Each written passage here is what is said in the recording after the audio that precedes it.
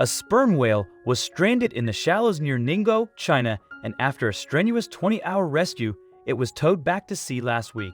The whale's ultimate fate, however, will probably never be known. Strandings are difficult on sperm whales, and animals don't always survive even if they are rescued, said Bruce May, Professor Emeritus in Fisheries, Wildlife and Conservation and the past director of the Marine Mammal Institute at Oregon State University's Hatfield Marine Science Center. Good on them for making a noble effort in trying to get this animal back to sea, but the odds are quite difficult, May told Live Science. The sperm whale was floundering in the shallows when it was spotted by fishers April 19, according to UK news outlet. The video from China's state news channel showed the animal flapping its tail, unable to move its body.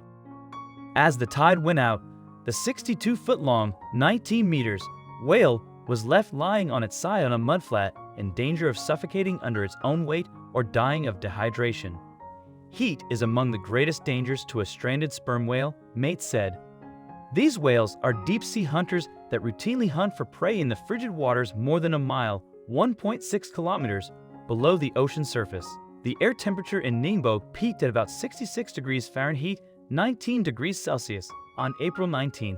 Even though that isn't hot for a human, temperature regulation is different for sperm whales. Blubber keeps internal body heat in and leads to overheating if the whale cannot get rid of the heat another way, Mate said. Getting rid of body heat is done in a variety of ways, including water contact with the skin, especially at thin structures like flukes and flippers, and very vascular areas like the tongue. It is not possible for the whale to do this when it is out of the water. According to the South China Morning Post, local authorities attempted a rescue with 5 boats, but the whale was too large to move. Volunteers used buckets to douse the whale with water as they waited for the tide to rise. Finally, at 10 p.m. local time, the water rose enough for a tugboat to pull the whale deeper into the ocean. According to Metro UK, at 5:30 a.m. local time on April 20th, authorities were able to cut the ropes towing the whale, and the animal began swimming independently.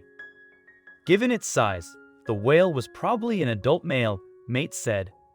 That was likely a blessing. Sperm whale females and juveniles live in pods.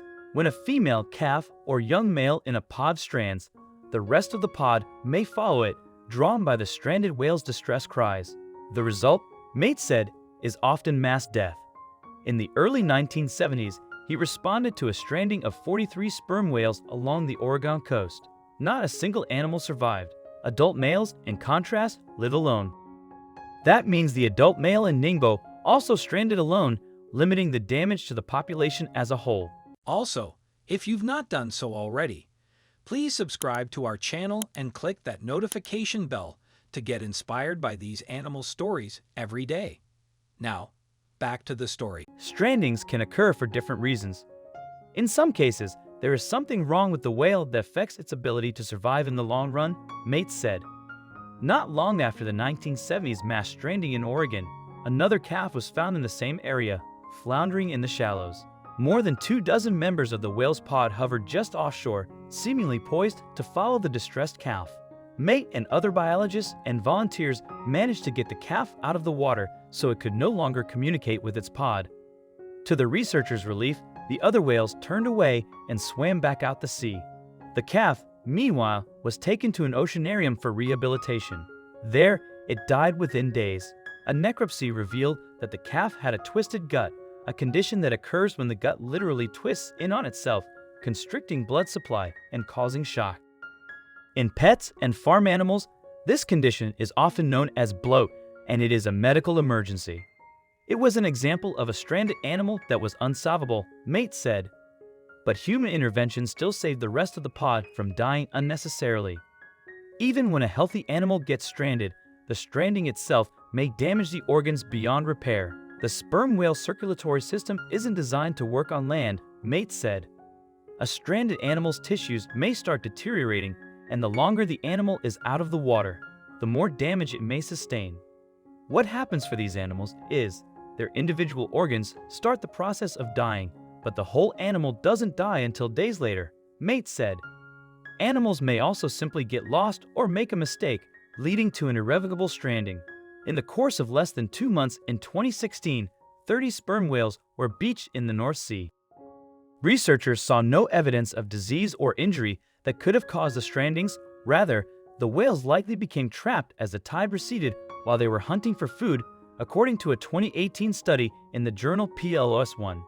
In a recent study, necropsies showed that a 220-pound ball of trash was present in the stomach of a dead sperm whale in Scotland. There is yet to be any conclusion as to whether this ball had any causal relationship with the whale's death. Scientists found that the animal was not malnourished despite the horrific seamount of trash. As sperm whales tend to travel long distances and dive deep, it is unlikely that we will ever hear from the stranded Ningbo whale again, even if it does die and the tides and currents are able to carry the body back ashore. Dead whales eventually land on the ocean bottom, a phenomenon called whale fall. There, they become a bonanza for strange creatures such as hagfish and bone-eating worms. They'll be a source of nutrients that continues to give to that community for 2 to 5 years, Mate said.